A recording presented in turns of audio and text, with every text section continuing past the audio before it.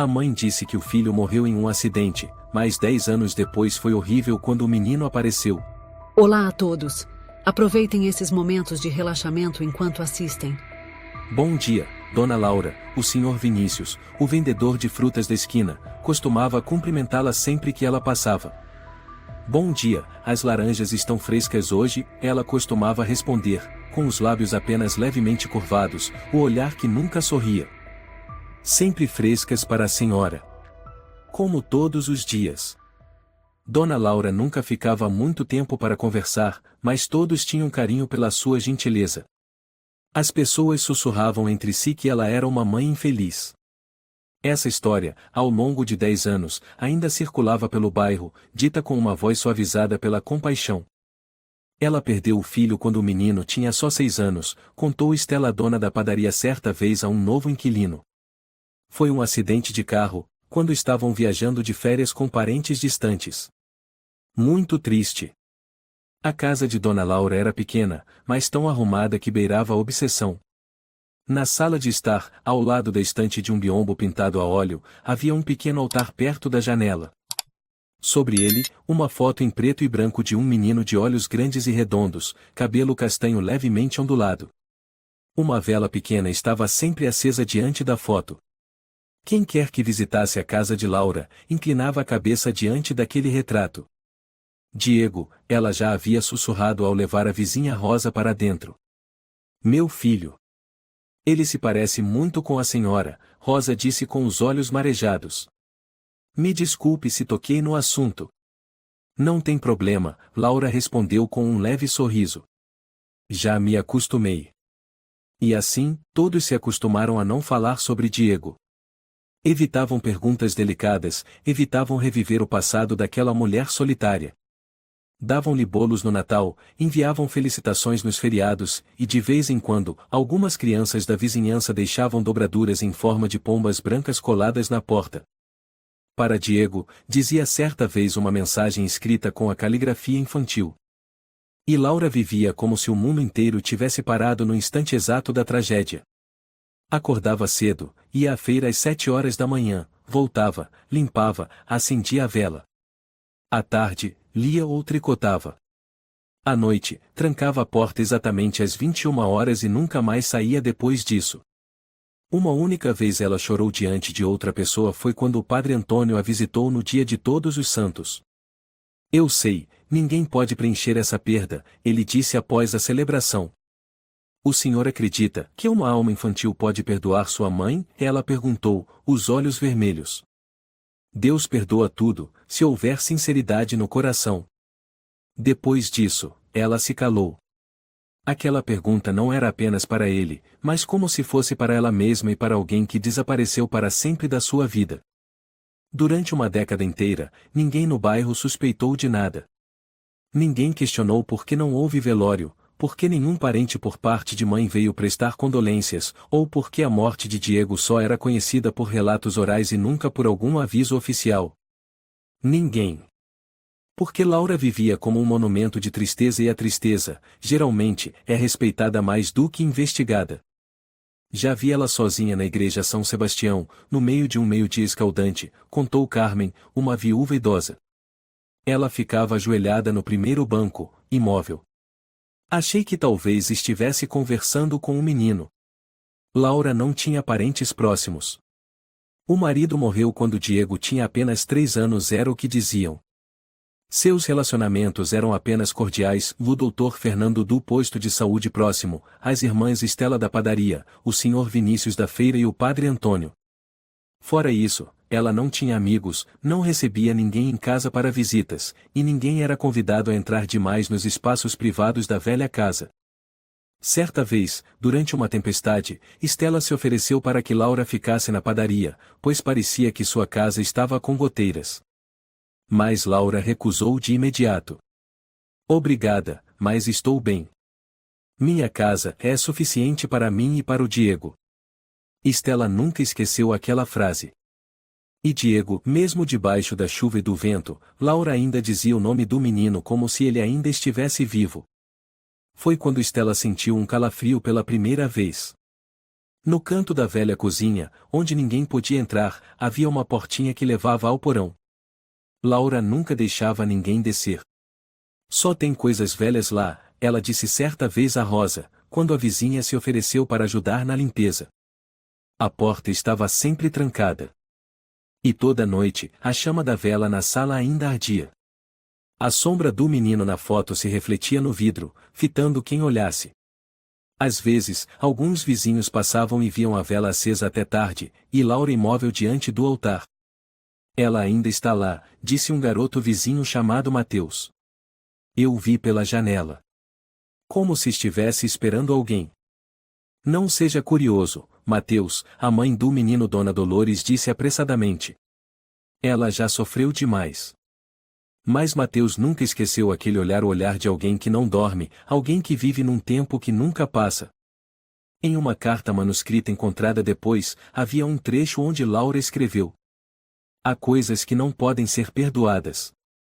Mas talvez, se ficarmos em silêncio por tempo suficiente, elas desapareçam como o vento. Eu não esqueço, mas não ouso lembrar.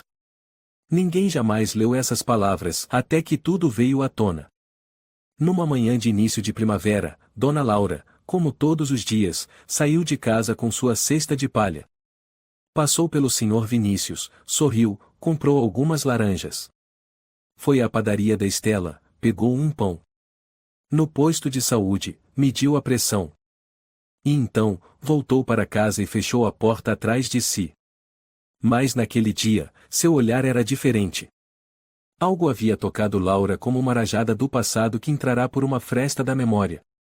Numa tarde de segunda-feira, em Ribeirão Preto, a cerca de 2 horas de Campinas, o abrigo social Abrigo São Miguel recebeu um adolescente trazido pela polícia da rodoviária. O garoto foi encontrado encolhido no banco de número 8, abraçado a uma mochila velha, a cabeça encostada nos joelhos como se o mundo o tivesse abandonado. Qual é o seu nome? Perguntou a assistente social quando a equipe policial foi embora.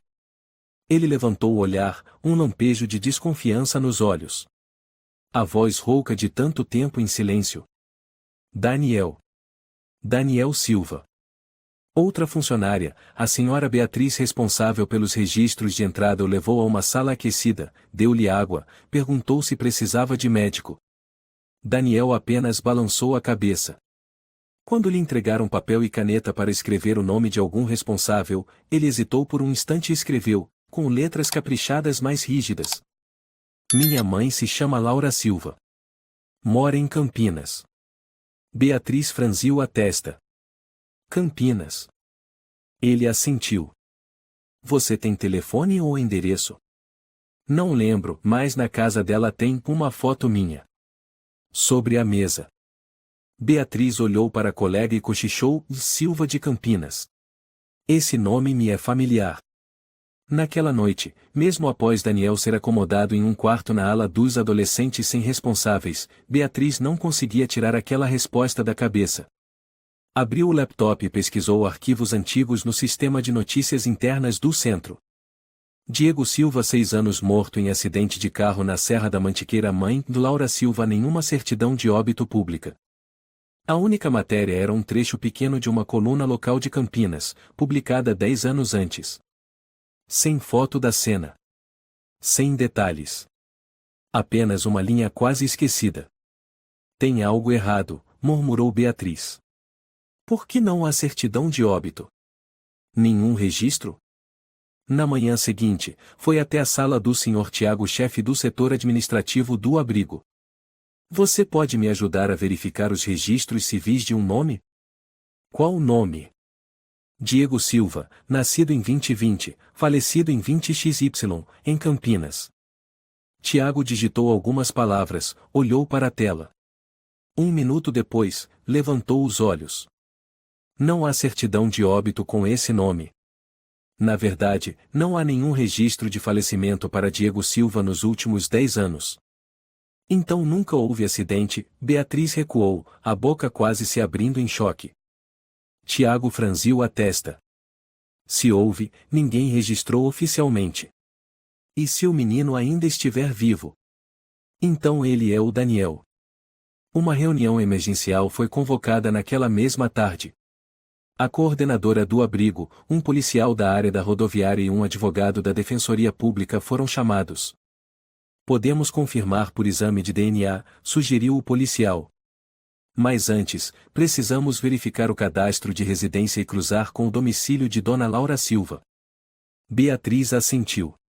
Vou entrar em contato com o Cartório Civil de Campinas. Se necessário, irei pessoalmente. Em Campinas, na manhã de quarta-feira, Dona Laura estava limpando a pequena mesa ao lado da janela quando ouviu a campainha. Abriu a porta e viu uma mulher de cabelo preso com um coque, carregando uma pasta de documentos. Bom dia, sou Beatriz Costa, assistente social de Ribeirão Preto. Laura franziu o senho, desconfiada. O que deseja? Recebemos um adolescente chamado Daniel Silva. Ele declarou que a mãe dele é a senhora Laura Silva. A mão de Laura com o pano de limpeza parou no ar. Seus lábios se fecharam firmemente. Não tenho filho com esse nome. Ele disse que, há 10 anos, a senhora o deixou numa casa perto da Serra da Mantiqueira. Que seu nome verdadeiro é Diego Silva. Laura ficou imóvel.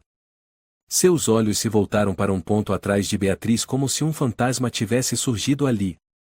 Mais um segundo depois, apertou os lábios e levantou o queixo. Acho que a senhora está enganada. Meu filho já faleceu. Desculpe, Dona Laura, mas não há nenhuma certidão de óbito registrada para Diego Silva. Precisamos que a senhora nos acompanhe para um exame de DNA. Laura não respondeu. Deu um passo para trás, e fechou a porta lentamente. Sem gritos, sem fúria, apenas o som seco do trinco sendo girado. Beatriz ficou parada por um momento, depois deu alguns passos para trás. Pegou o celular e ligou para o escritório. Ela não está colaborando. Mas a reação dela e não é de alguém inocente. Naquela noite, no Centro-Abrigo São Miguel, Daniel estava tomando sopa de legumes com 2 outras crianças quando o chamaram para sair. Beatriz o esperava do lado de fora, com uma pasta de documentos nas mãos. Daniel, você está disposto a fazer o teste de DNA? Ele assentiu sem hesitar. Contanto que eu descubra a verdade. Você tem certeza de que sua mãe se chama Laura Silva? Eu lembro. Antes de ela me deixar, ainda perguntei, mãe vai voltar para me buscar, né? Ela se abaixou, me deu um beijo na testa e disse, seja bonzinho. A mamãe volta logo. Daniel olhou para Beatriz. Mas ela nunca voltou. O resultado do exame de DNA chegou 5 dias depois. Daniel Silva, compatibilidade de 99,9% com Laura Silva, mãe biológica. A polícia de Campinas entrou imediatamente no caso. Dona Laura foi intimada a comparecer à delegacia para colaborar com as investigações. Quando confrontada com a prova irrefutável, ela apenas ficou sentada em silêncio, o olhar vazio. O policial perguntou: a senhora nega que Daniel seja seu filho? Laura não respondeu. Outro policial, o tenente Marcelo Ribeiro, mudou a abordagem. Há 10 anos, a senhora esteve na região da Serra da Mantiqueira? Não lembro. A senhora conheceu alguém chamado Eduardo Souza? Laura tremeu levemente. Não precisa responder. Vamos investigar todos os vínculos. Mas saiba que, se a senhora não falar, essa história será contada por Daniel, um menino que a senhora deixou para trás como se ele nunca tivesse existido. Finalmente, Laura falou. A voz dela era um sussurro, e eu não tinha outra escolha. O que a senhora quer dizer? Eu explico depois. Daniel estava sentado em uma cadeira de madeira simples na sala de atendimento psicológico, os olhos fixos no chão de ladrilho antigo.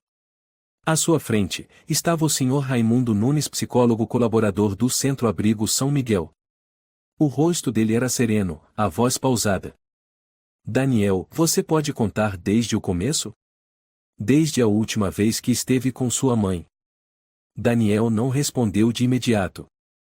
Passou levemente a mão na palma esquerda, onde havia um calo antigo. Então, como se tivesse acabado de abrir uma porta velha e empoeirada na memória, começou a falar. Foi numa sexta-feira. Minha mãe disse: Vamos passar o feriado juntos, só nós dois, como antigamente. Eu fiquei muito feliz. Na época, levei meu ursinho de pelúcia, o nome dele era Dudu.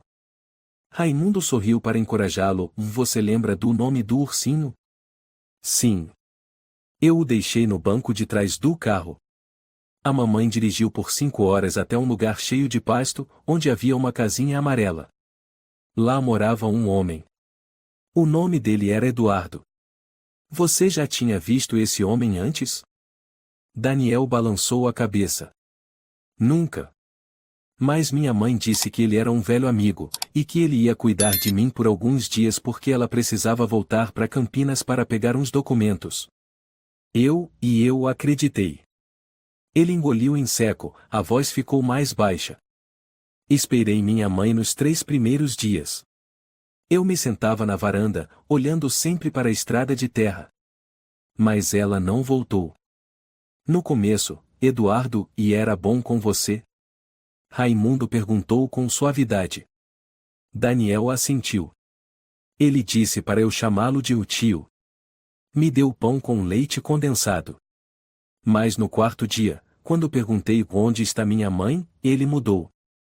Raimundo abriu um pequeno caderno e começou a anotar. Ele mudou como? Ele me bateu por ter perguntado. Daniel abaixou a cabeça, os lábios tremendo. Ele me empurrou para dentro da cozinha e gritou: aquela mulher não quer mais você. Aqui, você trabalha para viver. Se não quiser, cai fora. Raimundo franziu a testa. Trabalhar com o quê? Tive que regar a horta, arrancar mato, varrer o quintal, limpar o galinheiro. Acordava às 5 horas da manhã. Se eu fosse devagar, ele me chutava. Teve dia que fiquei sem comer. Daniel parou, engolindo em seco. Teve uma vez em que fiquei com febre, caído. Ele me puxou à força, me deu um tapa no rosto e disse: doente também tem que trabalhar. Aqui você não é gente. Você frequentava a escola?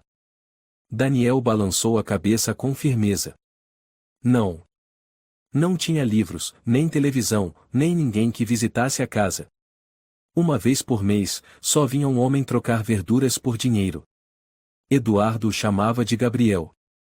Raimundo anotou o nome. Você podia telefonar? Não. Não tinha telefone. Um dia, liguei escondido um rádio velho no galpão, ouvi a voz do locutor e chorei o dia todo. Raimundo pousou a mão com delicadeza sobre a mesa. Por quanto tempo você viveu assim? Daniel olhou nos olhos dele. 8 anos. Na sala de interrogatório, quando a polícia perguntou sobre Eduardo Souza, Laura continuava em silêncio. O tenente Ribeiro, com mais de 20 anos de experiência, recostou-se na cadeira e cruzou os braços.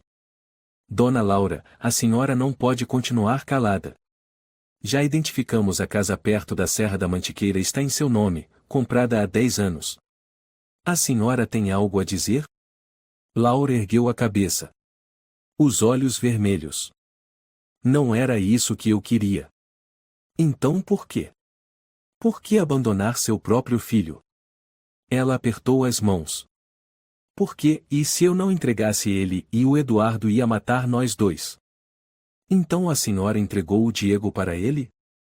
Como se fosse um objeto, em troca da própria segurança. Laura começou a chorar. Eu tinha medo. Fui estúpida. Eu amava ele. Amava a ponto de trair o seu papel de mãe? Ela ficou em silêncio. Daniel foi ouvido pela polícia para relatar com detalhes tudo o que viveu nos 8 anos com Eduardo. Tentou lembrar o nome das pessoas que visitavam a casa, mas ninguém nunca o ajudou. Contou que era proibido de falar, ameaçado de ser jogado na mata para os cachorros o caso não obedecesse. Quando você fugiu de lá? Perguntou um policial. Daniel olhou firme nos olhos dele. Há 3 meses. Aproveitei enquanto ele dormia profundamente e fugi para a floresta. Caminhei a noite inteira. Comi fruta do mato, dormi debaixo de pontes. Ouvi alguém falando sobre Ribeirão Preto. Pensei, e se eu conseguisse chegar na cidade, talvez alguém acreditasse em mim. Por que você disse que seu nome era Daniel? Eu inventei. Achei que Diego e já tinha morrido. Pelo menos, e no coração da minha mãe. A imprensa entrou no caso. Jornais de grande circulação como a Folha de São Paulo, o Globo e Estadão divulgaram as informações com destaque. Repórteres foram até Campinas, tentando entrevistar vizinhos da rua onde Laura morava. Estou completamente chocado, disse o Sr. Vinícius, o vendedor de frutas. Ela sempre foi cuidadosa, sempre gentil. Quem poderia imaginar? Ela enganou todos nós, disse Estela, revoltada. Eu já chorei vendo ela acender vela pro filho. O padre Antônio comentou em tom sombrio, eu vi a dor nos olhos dela. Mas agora, e não sei se era sofrimento, ou só o fantasma da culpa. Nas redes sociais, a indignação explodiu. Hashtags como Justiça para Diego, Mãe Impostora e Daniel não está sozinho ficaram entre os assuntos mais comentados no país. Um vídeo gravado escondido mostrou Dona Laura saindo da delegacia com o rosto abatido, cabelo desgrenhado, sendo vaiada pela multidão que a aguardava no portão. Assassina! Assassina! Gritavam. Alguém jogou um ovo nela. Daniel, depois de contar tudo, apenas ficou em silêncio. Foi levado de volta ao abrigo, mas muitas noites ainda não conseguia dormir. Quando uma funcionária chamada Renata, uma mulher mais velha, perguntou: "Você precisa de alguma coisa?" Daniel respondeu: "Eu só quero saber, por que minha mãe fez isso? Por que ela nunca voltou? Nenhuma vez." Renata sentou-se ao lado dele, deu um tapinha leve em seu ombro. "Essa resposta, meu filho, talvez você nunca receba." Daniel abaixou a cabeça e sussurrou: "Só tenho medo de que, se eu perdoar, então eu sou fraco. Mas se eu não perdoar, então não sou melhor do que ela." Laura estava sentada sozinha na pequena sala de interrogatório da Delegacia de Polícia de Campinas. A luz branca e fria do teto iluminava diretamente seu rosto, deixando-o ainda mais pálido. À sua frente estavam o tenente Marcelo Ribeiro e o advogado de defesa, Carlos Mendes. O ambiente estava carregado de tensão, o único som audível era o tic-tac do relógio de parede. Marcelo colocou uma pasta de documentos sobre a mesa e pigarreou suavemente: "Dona Laura, agora quero ouvir toda a verdade. Desde o começo." Laura fechou os olhos, respirou com dificuldade. Só depois de um longo silêncio, começou a falar, em voz quase inaudível: "Conheci o Eduardo quando Diego tinha acabado de completar 5 anos. Naquela época, eu tinha acabado de perder meu marido. O Eduardo surgiu como um apoio. Eu estava fraca, desesperada." "A senhora sabia quem ele era de verdade?" O advogado Carlos Mendes interrompeu. Laura ficou em silêncio, o olhar cheio de vergonha. "Eu sabia. Mas no começo, ele não era assim. Eduardo me mimava, me protegia. Eu acreditava que ele realmente queria cuidar de mim e do meu filho." "Quanto tempo levou até Eduardo mudar de atitude com a senhora e com Diego?" perguntou Marcelo com frieza. Laura mordeu levemente o lábio inferior. "Cerca de 1 ano depois. Eduardo começou a ter crises de ciúmes sem motivo. Um dia, vendo o Diego brincar no quintal, ele disse: "Desse moleque não se parece nada comigo. Ele é filho de quem?" Eu tentei acalmá-lo: "Claro que é seu filho." Mas Eduardo ficava cada vez mais desconfiado, agressivo. Até que uma noite, voltou para casa bêbado e me agrediu. Marcelo rapidamente fez anotações. "A senhora denunciou isso à polícia?" Laura balançou a cabeça lentamente, a voz amarga. "Eu não tive coragem. Eduardo sempre me ameaçava de morte caso eu o denunciasse. Eu me calei. Achei que ele mudaria." Carlos Mendes franziu o senho. "E o que aconteceu para a senhora decidir entregar o Diego a ele?" Laura tremeu, os olhos marejados. "No dia em que Eduardo exigiu que eu levasse Diego embora de casa, eu me recusei. Mas ele me encurralou no canto da sala, apertou meu pescoço e disse olhando nos meus olhos: ou ele vai embora, ou eu mato os dois." A voz de Laura se quebrou, chorosa. Eu tive medo. Achei que, pelo menos, o Diego ia sobreviver. Me prometi que, assim que tivesse uma chance, voltaria para buscá-lo. Mas o tempo foi passando, e eu fiquei presa no meu próprio medo. Marcelo perguntou com voz grave, e então a senhora inventou a história do acidente de carro para que todos acreditassem que Diego tinha morrido? Laura assentiu, desviando o olhar. Eu não via outra saída. Ninguém faz mais perguntas sobre uma criança morta. Inventei aquela história para me proteger, para que ninguém desconfiasse. Carlos Mendes interrompeu, a senhora se protegeu, mas deixou seu filho com um homem perigoso. A senhora tem ideia de como Diego viveu todos esses anos? Laura olhou para a mesa, as mãos tremendo. Uma lágrima escorreu por sua bochecha. Eu não tive coragem de pensar nisso. Marcelo olhou para ela com frieza, a voz cortante. Então deixe que eu conte. Diego foi maltratado por Eduardo, forçado a trabalhar diariamente. Nunca foi à escola, nunca viu outras pessoas, apanhava se desobedecesse. Viveu como um escravo por 8 anos. E tudo isso por causa de uma decisão egoísta da senhora. Laura escondeu o rosto nas mãos, chorando alto, os ombros tremendo. A culpa é minha, toda a culpa é minha. Eu não mereço ser mãe. Carlos olhou para ela, com voz dura. Assumir a culpa agora é tarde demais, dona Laura. O menino perdeu 8 anos da infância. Ninguém pode devolver isso. Laura levantou os olhos, tomados de angústia. O que eu devo fazer agora? Marcelo respondeu friamente. Responda todas as nossas perguntas. A senhora reconhece que sabia que Eduardo era perigoso, e mesmo assim entregou seu filho a ele, certo? Laura assentiu levemente. Sim, é verdade. Carlos Mendes a olhou, a voz firme. A senhora tentou, em algum momento desses 8 anos, entrar em contato ou resgatar Diego? Laura ficou em silêncio por um longo tempo, depois respondeu num sussurro. Não. Nunca tentei. Me convenci de que ele estava bem, que Eduardo não seria capaz de fazer nada tão grave. Marcelo balançou a cabeça, irritado. A senhora cometeu um erro gravíssimo. Diego viveu em condições desumanas, com traumas profundos. A senhora não tem ideia da dor que ele enfrentou. Laura respondeu, sufocada pelo choro. Eu nunca vou me perdoar. Carlos continuou, em tom pausado. O julgamento será em breve. A senhora terá que enfrentar as consequências dos seus atos. E a opinião pública não vai perdoar facilmente.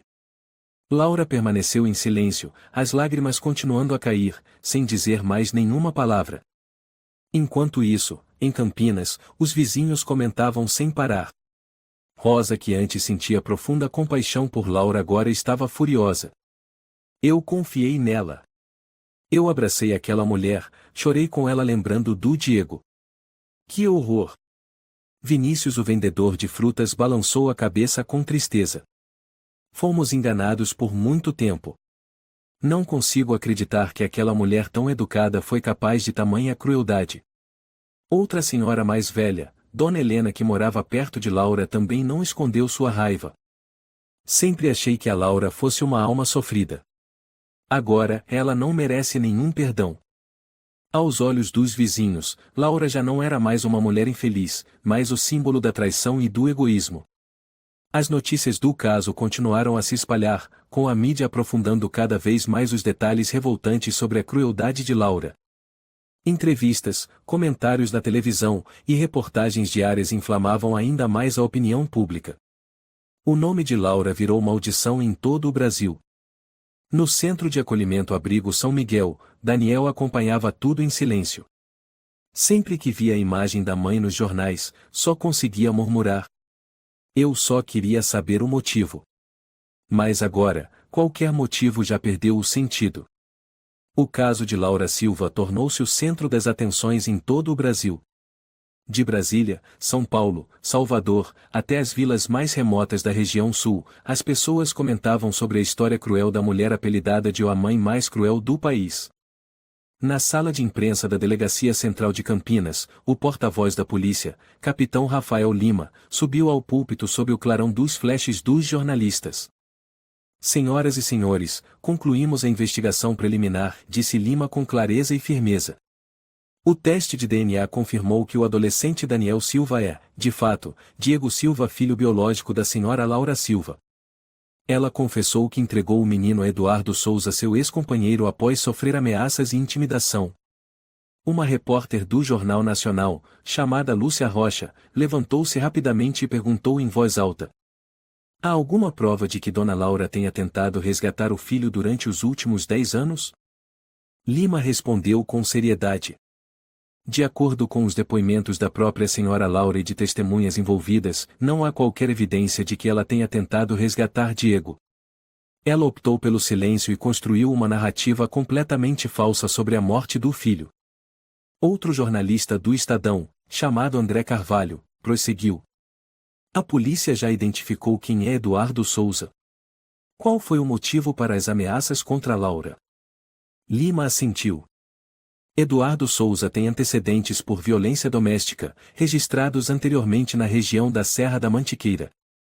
Ele foi preso na casa onde Diego foi mantido todos esses anos. Durante o interrogatório, mostrou-se frio e sem remorso. Afirmou que Diego não era seu filho biológico, e que cuidar do menino foi um fardo que Laura impôs a ele. A repórter Lúcia, indignada, insistiu: e como Diego sobreviveu esse tempo todo? Qual é o estado de saúde e psicológico dele? Lima suspirou. A condição de Diego é extremamente preocupante. Ele apresenta grave desnutrição e sinais claros de abuso físico e psicológico de longa duração. Os psicólogos afirmam que os traumas emocionais que ele sofreu podem durar por toda a vida. Mas, surpreendentemente, ele demonstra uma força interior notável. Diego declarou que não quer ver a mãe na prisão, ele só quer saber por que ela fez o que fez. Uma repórter de televisão do canal TV Globo, chamada Ana Alves, levantou-se e questionou em voz alta: o que acontecerá com Laura agora? Quais acusações serão feitas contra ela pelas autoridades? Lima respondeu com firmeza: Laura Silva será acusada de abandono de incapaz, falsificação de documentos e falso testemunho perante as autoridades. Atualmente, ela está em prisão domiciliar, aguardando o julgamento oficial. Após a coletiva de imprensa, a opinião pública explodiu. Nas redes sociais, surgiram milhares de comentários carregados de indignação. Um usuário chamado Marcos Barbosa escreveu: ela é um monstro disfarçado de mãe. Diego merece uma família que o ame de verdade. A justiça precisa ser feita até o fim. Justiça para Diego. Outra usuária, Sofia Castro, compartilhou: inacreditável a crueldade da Laura. Ser mãe e abandonar o próprio filho? Não existe justificativa para essa monstruosidade. Mãe cruel. Em uma entrevista no canal Nacional TV Brasil, a renomada psicóloga doutora Isabel Reis fez sua análise.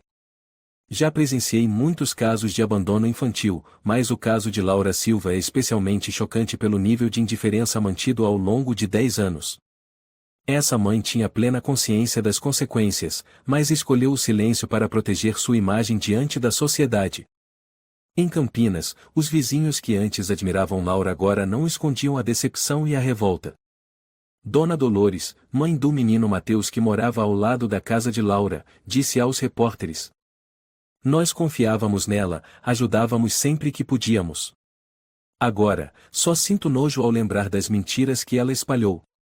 Estela, a dona da padaria, acrescentou: eu tinha tanta pena da Laura, tentei consolar ela toda vez que lembrava do Diego. Mas agora? Ela é a pessoa mais falsa e desumana que já conheci. Durante uma cerimônia especial de oração na igreja São Sebastião, o padre Antônio olhou para os fiéis e falou com a voz embargada: rezo por Diego, esse menino inocente que suportou tanto sofrimento. Mas também rezo por Laura para que ela reconheça a gravidade de seus erros, embora eu saiba que talvez seja tarde demais. Após a missa, uma fiel idosa chamada Marta Fernandes disse ao padre: Padre, não sei se devo rezar por ela. Já senti muita compaixão por Laura, mas agora eu não consigo perdoá-la. O padre Antônio respondeu, pensativo: rezamos não para perdoar os pecados dos outros, mas para encontrar paz dentro de nós. Enquanto isso, no centro de acolhimento Abrigo São Miguel, Daniel sentava-se em silêncio perto da janela, observando outras crianças brincando no pátio. Ao seu lado estava Beatriz, a assistente social que o acompanhava nos últimos dias. Como você está se sentindo, Daniel? Perguntou Beatriz, com voz suave. Daniel olhou ao longe, e respondeu com voz baixa, porém firme: Eu não odeio minha mãe, mas não entendo ela. Eu só queria perguntar uma coisa: por que a senhora nunca voltou? Beatriz pousou a mão delicadamente sobre o ombro dele e disse com carinho: Você tem o direito de saber a verdade. Mas às vezes, nem a verdade é suficiente para curar as feridas. De qualquer forma, o mais importante agora é que você sobreviveu, e isso é o que realmente importa. Daniel assentiu, e seus olhos profundos pareciam já ter visto sofrimento demais. Talvez eu nunca entenda ela. Mas eu sei de uma coisa com certeza, e nunca vou machucar ninguém da forma que ela me machucou. O abrigo São Miguel, escondido atrás de altas fileiras de pinheiros nos arredores de Ribeirão Preto, agora estava no centro das atenções. Tudo por causa de Daniel Silva, o menino que um dia se chamou Diego, sobrevivente de uma década de inferno. O consultório da psicóloga Luna Ferreira mantinha as luzes acesas até tarde. Naquela noite, Daniel sentava-se em frente a ela, os olhos ainda voltados para a mesa. A luz amarela suave não era suficiente para suavizar sua expressão abatida. Daniel, você pode me contar como está se sentindo agora? Luna começou com delicadeza. Daniel levantou os olhos, tristes, e olhou para ela. Eu não sei como explicar. Acho que tudo isso aconteceu porque eu não fui bom o suficiente. Pensei que minha mãe me abandonou porque eu não era obediente, não era digno do amor dela. Luna balançou a cabeça suavemente e pousou a mão sobre a mesa. Daniel, escute bem, e não foi sua culpa. Nunca foi sua culpa. O garoto apertou as mãos, a voz tremia. Mas ela nunca voltou, nem uma vez. Luna o encarou com paciência, os olhos cheios de compaixão. Foi sua mãe que teve problemas. Ela cometeu um erro terrível. Você é uma criança forte, muito forte por ter sobrevivido a tantos anos daquele jeito. Agora, o mais importante é que você saiba que merece ser amado e respeitado.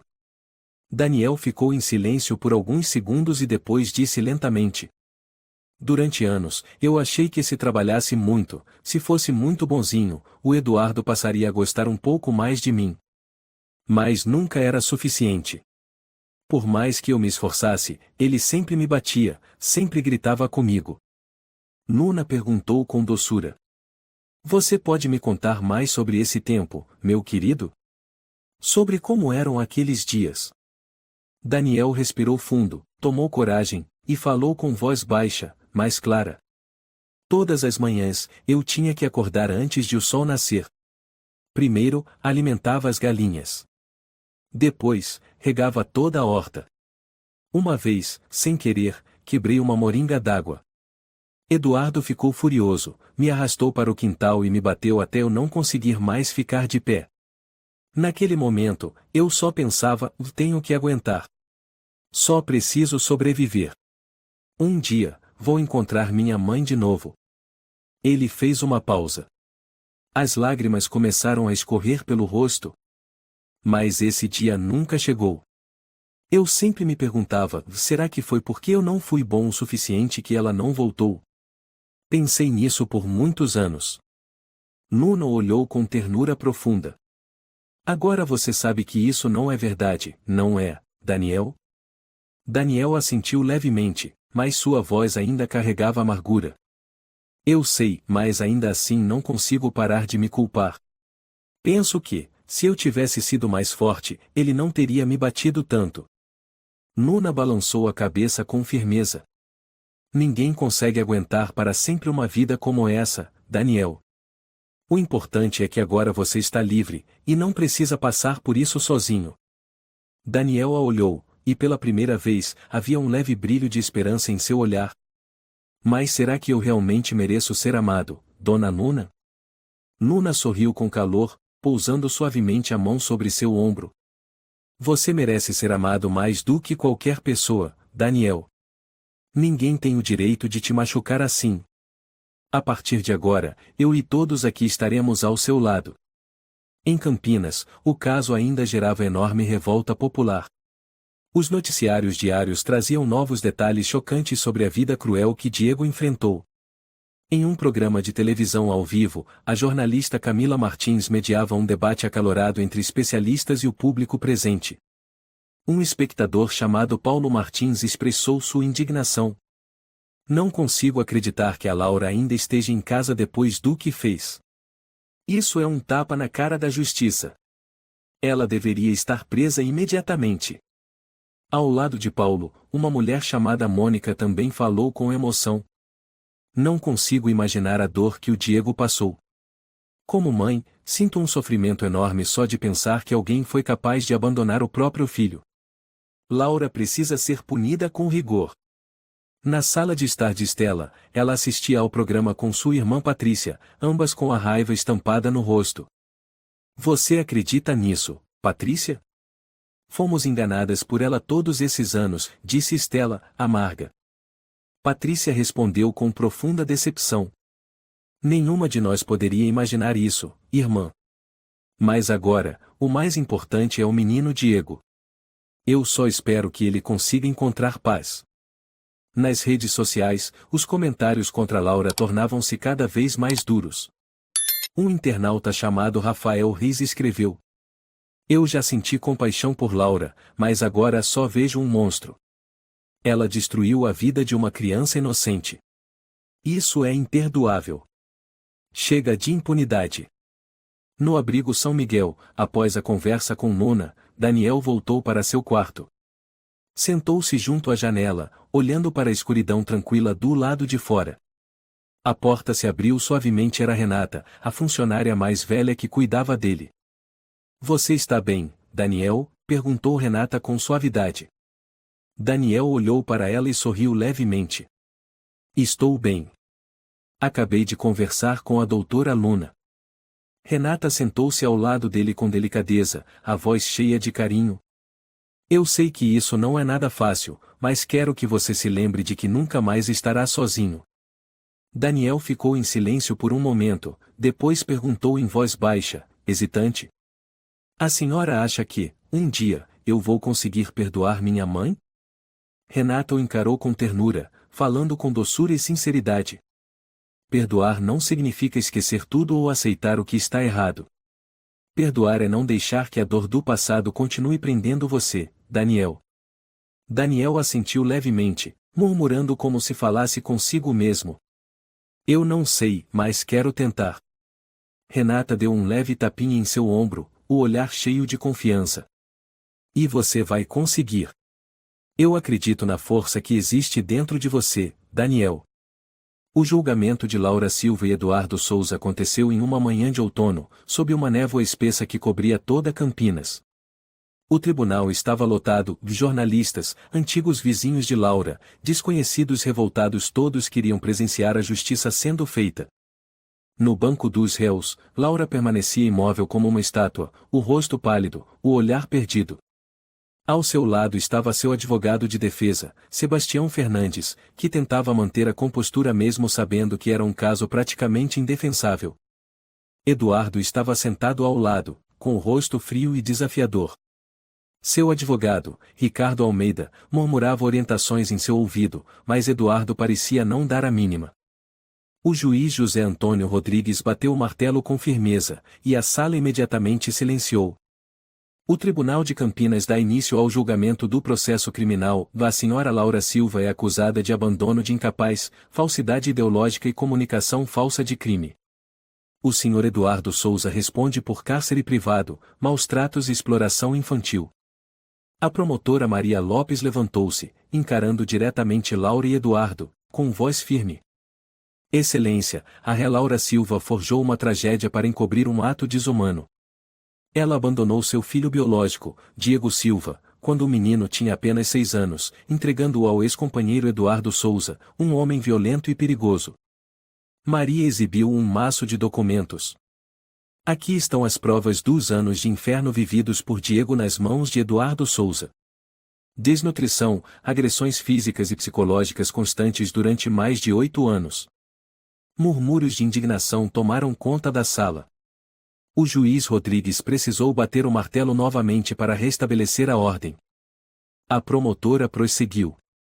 O réu Eduardo Souza não demonstrou qualquer arrependimento. Durante o interrogatório, ele disse apenas: "Esse menino não é meu filho." Isso mostra claramente sua crueldade e desumanidade. O juiz Rodrigues olhou friamente para Eduardo. Réu Eduardo Souza, deseja se pronunciar? Eduardo ergueu a cabeça, os olhos frios como gelo. Eu não sou pai desse moleque. Nunca concordei em cuidar dele. Ele foi um fardo que a Laura jogou nas minhas costas. Um coro de protestos irrompeu na sala. Algumas pessoas gritaram com raiva. Monstro! O juiz Rodrigues continuou. Ré Laura Silva, a senhora deseja se manifestar? Laura ficou em silêncio por um longo tempo. O ambiente ficou completamente quieto. Todos os olhares estavam sobre ela. Por fim, sua voz soou fraca, quase inaudível. Eu não tenho mais o que dizer. Já é tarde demais. Sebastião Fernandes, advogado de Laura, levantou-se rapidamente. Excelência, minha cliente foi vítima de abuso psicológico prolongado. Durante anos, ela viveu sob ameaça constante de Eduardo Souza e não estava em pleno controle de suas ações. A promotora Maria contestou com veemência. O abuso psicológico não pode justificar o abandono de uma criança inocente.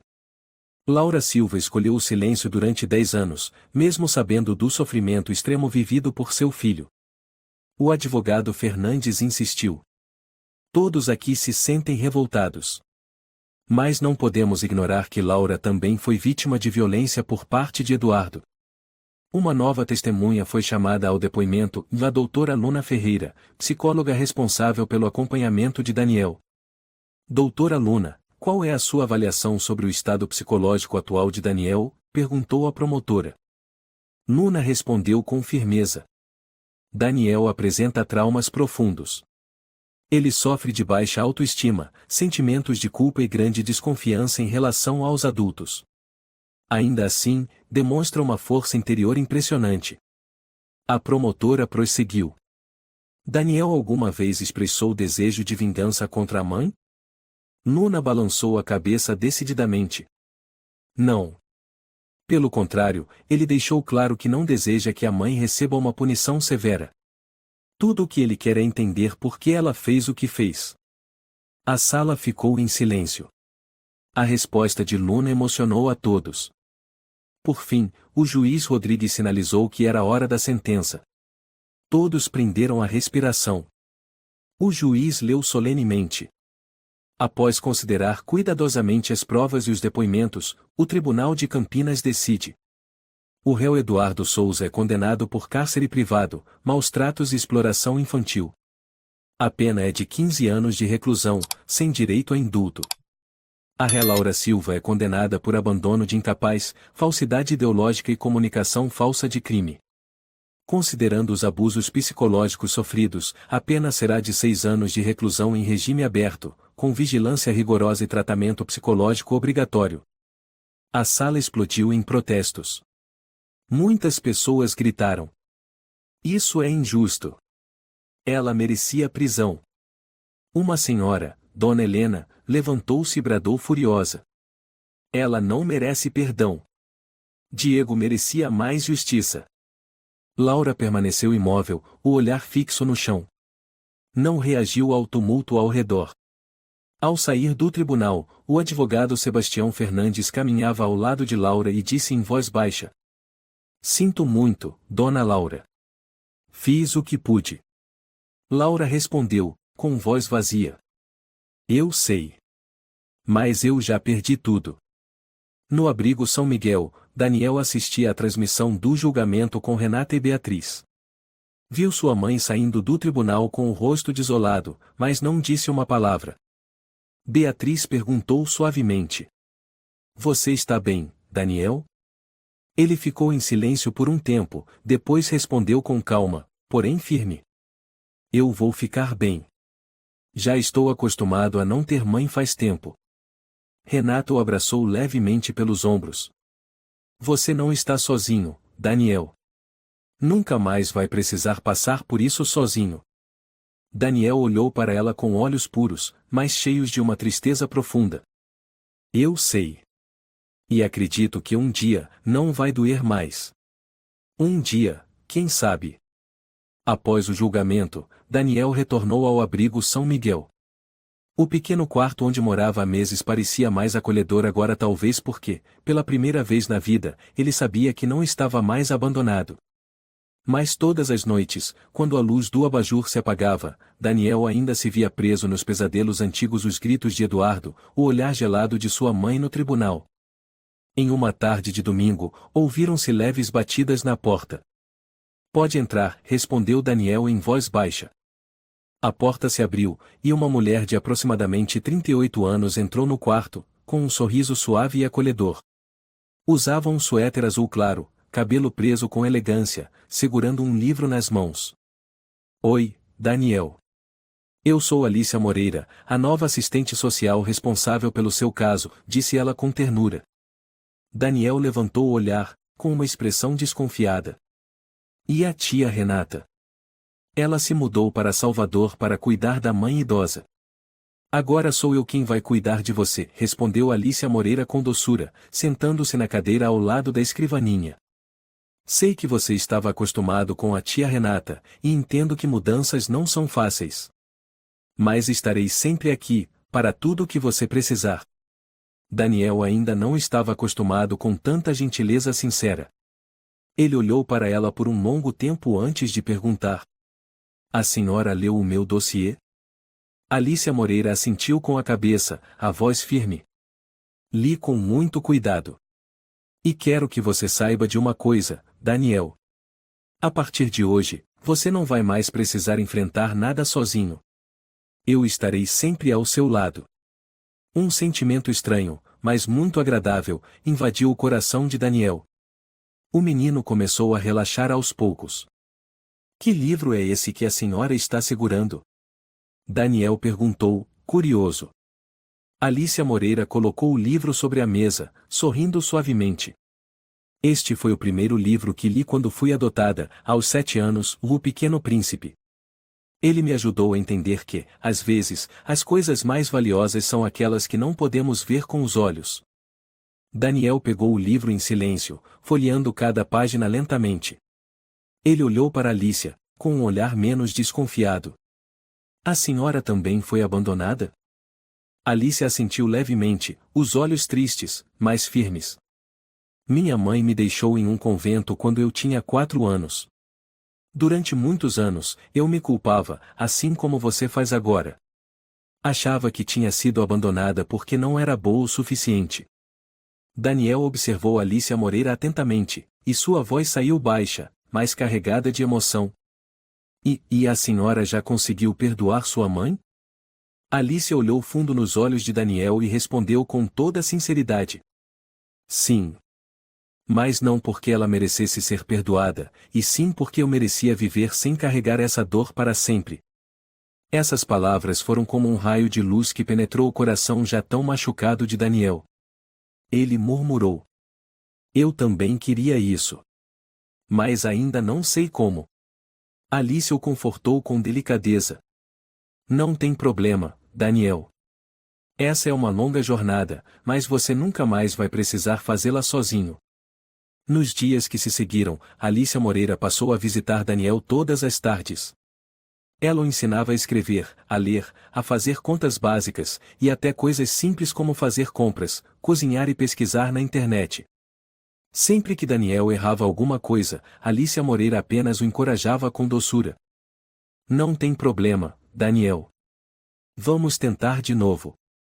Você tem o direito de errar, tem o direito de aprender. Uma vez, enquanto Daniel cozinhava e acidentalmente derramou uma tigela de sopa quente, ele olhou para Alicia Moreira assustado, esperando uma reação furiosa. Mas ela apenas pegou um pano e limpou calmamente, dizendo com suavidade: "Foi só um pequeno acidente, Daniel. Você está bem?" Daniel ficou surpreso. Pela primeira vez, seu olhar não estava mais cheio de medo, e ele disse baixinho: "Achei que a senhora fosse ficar brava, como o Eduardo costumava fazer." Alicia Moreira sentou-se ao lado dele, olhando-o nos olhos com sinceridade. "Daniel, a partir de agora ninguém mais tem o direito de te machucar. Você está seguro. Você tem o direito de errar e de ser perdoado." Numa tarde, enquanto os dois estavam sentados na varanda do abrigo São Miguel, Daniel perguntou de repente: "Tia Alicia, os adultos também perdoam outros adultos?" Alicia olhou para Daniel, pensou por um instante e respondeu: "Sim. Mas às vezes, o perdão mais importante não é para os outros, e sim para nós mesmos. Perdoar é parar de ficar preso ao passado." Daniel ficou pensativo, olhando para o horizonte, e então assentiu como se tivesse entendido algo muito importante. "Acho que entendi." Alicia sorriu levemente e continuou: "Um dia, você vai perceber que perdoar não significa aceitar o que a outra pessoa fez de errado. Significa apenas que você não quer mais carregar aquela dor com você." Numa manhã de fim de semana, Daniel estava no quarto escrevendo em seu diário. Na folha branca, ele escreveu lentamente: "Eu achava que tinha sido abandonado porque não era um bom menino. Mas desde que a tia Alice apareceu, eu percebi que não tive culpa. E, o mais importante, eu não estou mais sozinho." Daniel pousou a caneta, e sorriu pela primeira vez em muitos anos. Do lado de fora da janela, a luz do entardecer iluminava seu rosto com suavidade e calor. Naquela tarde, Alice e Daniel caminharam pelo pátio do abrigo São Miguel. Daniel andava ao lado dela, e a olhou com confiança e carinho.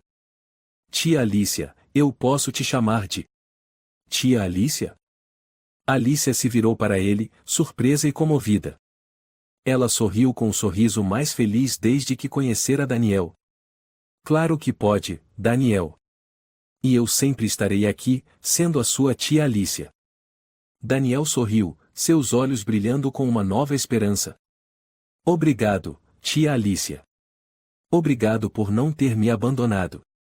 Alicia o abraçou com carinho, sua voz firme e afetuosa. "E eu nunca vou te abandonar. Você merece ser amado mais do que qualquer um." O inverno chegou, mas o frio de Campinas não foi capaz de apagar as grandes mudanças na vida de Daniel. Ele havia aprendido muito nos meses que passou no abrigo São Miguel sob os cuidados de Alicia. Habilidades que antes lhe eram desconhecidas agora faziam parte da bagagem que o ajudaria a seguir por um novo caminho cheio de esperança. Numa manhã, enquanto Daniel estudava, chegou uma ligação da administração do abrigo. Era um aviso sobre um grande encontro que aconteceria no final de semana, reunindo as crianças órfãs e seus cuidadores. Daniel permaneceu em silêncio, acariciando a página do livro diante de si. Todos no abrigo estavam animados com o evento especial, mas para Daniel, aquele momento teria um significado ainda mais profundo. Seria a chance de compartilhar sua história e se abrir com os outros. "Eu vou falar sobre minha mãe, mas não para que sintam pena de mim", Daniel disse para Alicia quando ela perguntou sobre o encontro. Alicia sorriu suavemente, sentando-se ao lado dele e dizendo com ternura: "Isso mesmo, Daniel. Não é para que sintam pena, e sim para que você se liberte. Você não pode mudar o passado, mas pode transformar o seu futuro." No fim de semana, Daniel ficou diante do grupo de crianças órfãs na sala de convivência, o coração cheio de emoções confusas. As outras crianças, mesmo sem compreender toda a sua história, sentiam a dor em sua voz através do silêncio respeitoso que tomou conta do ambiente. "Oi, pessoal. Meu nome é Daniel, e eu quero compartilhar uma história", começou ele, com a voz levemente trêmula, mas firme. Ele contou sobre os anos vividos com Eduardo e sua mãe, sobre o frio e o silêncio assustador que Dona Laura deixava. Ele não queria que os detalhes dolorosos definissem o seu passado, mas queria que todos soubessem que ele sobreviveu, que ainda era capaz de se manter em pé. Ela nunca voltou, e eu passei muito tempo me perguntando o que tinha feito de errado, disse Daniel, seus olhos fixos nas próprias mãos, onde os calos antigos já não doíam mais. Mas agora eu entendo que não foi culpa minha. Minha mãe escolheu me deixar viver daquela forma, mas eu não preciso continuar preso a esse passado. A sala ficou em silêncio absoluto. As outras crianças mal ousavam respirar, com medo de interromper aquele momento sagrado. Daniel continuou, seus olhos brilhando com uma nova fé. A gente não precisa ter o mesmo sangue para ser família. As pessoas que estão ao meu lado agora, tia Alicia, meus amigos aqui do centro, elas me mostraram que família são aqueles que ficam com você, não importa quem você seja. Quando ele terminou sua fala, uma menina de 8 anos, sentada na primeira fileira, levantou-se e caminhou até Daniel. Ela o abraçou forte, sem dizer nada, mais aquele gesto dizia tudo. As outras crianças também se levantaram, formando um círculo em volta de Daniel. De longe, Alice observava a cena com um sorriso satisfeito. Ela se aproximou e pousou a mão sobre o ombro do menino. Você foi maravilhoso, Daniel. Você começou a curar o seu coração. Agora você tem uma família, não por laços de sangue, mas porque nós escolhemos estar juntos. Daniel olhou para ela, os olhos cheios de lágrimas. Obrigado, tia Alicia. Agora eu sei que nunca mais estarei sozinho. Meses depois, a vida de Daniel continuava mudando. Ele se tornava cada vez mais confiante nos estudos, e os assistentes sociais começaram a perceber seu talento para liderar e organizar pequenas atividades dentro do abrigo. Daniel sempre ajudava os menores, e acima de tudo, compartilhava sua história como uma grande fonte de inspiração. Um dia, enquanto ele e Alicia estavam indo a uma papelaria próxima ao centro para comprar materiais escolares, Alicia olhou para Daniel com orgulho na voz. Você sabia que está crescendo a cada dia? Eu tenho muito orgulho de você. Daniel sorriu para ela, um sorriso aberto e tranquilo. Obrigado, tia Alicia. Eu não teria conseguido sem a senhora. Alicia deu um leve tapinha em sua mão e completou. Nós somos uma família. E família permanece unida, aconteça o que acontecer. Desde aquele dia, Daniel já não era mais o menino machucado pelas decisões erradas de sua mãe. Ele havia escolhido uma nova vida, uma vida onde podia ser o protagonista do próprio destino. Ele não só havia perdoado sua mãe, mas também havia se perdoado. Era uma jornada de reencontro consigo mesmo, uma jornada que ele faria ao lado de pessoas que estavam dispostas a amá-lo sem precisar de um motivo. Um ano depois, numa manhã ensolarada de verão, Alicia estava sentada em um canto do pátio do centro, observando Daniel sair da sala de aula. Ele usava uma camisa nova, o cabelo cortado, e se portava como um jovem confiante e maduro. Aproximou-se dela e levantou a mão para cumprimentá-la. Tia Alicia, hoje eu queria te dizer uma coisa, falou Daniel, os olhos brilhando de orgulho. E o que é? Perguntou Alicia, seu sorriso suave como a luz da manhã. Eu quero que a senhora saiba que eu estou pronto. Eu nunca mais vou voltar àquele passado. Eu vou para a faculdade, e vou fazer o que eu quiser, porque eu mereço. Alicia o abraçou com força, sua voz embargada pela emoção. Você conseguiu, Daniel. Você realmente conseguiu. Por fim, Daniel ficou diante do espelho em seu quarto, encarando o reflexo de uma nova pessoa, não mais o menino ferido, não mais a criança esquecida que vivia nas sombras. No espelho, ele via alguém com valor. Agora sim eu tenho uma família. A história de Daniel é uma jornada marcada pela dor, mas também é um poderoso testemunho de recuperação e perdão. A lição mais importante é que ninguém merece ser abandonado, e que família não é quem compartilha nosso sangue, mas quem escolhe nos amar e permanecer ao nosso lado. Não importa o quão doloroso tenha sido o passado, podemos mudar o futuro ao perdoar a nós mesmos e escolher com quem queremos caminhar pela vida. Se você gostou desta história, convidamos você a dar um like e se inscrever em nosso canal. Seu apoio nos motiva a continuar trazendo histórias comoventes quase todos os dias. Estamos muito agradecidos pelo seu apoio. Até breve.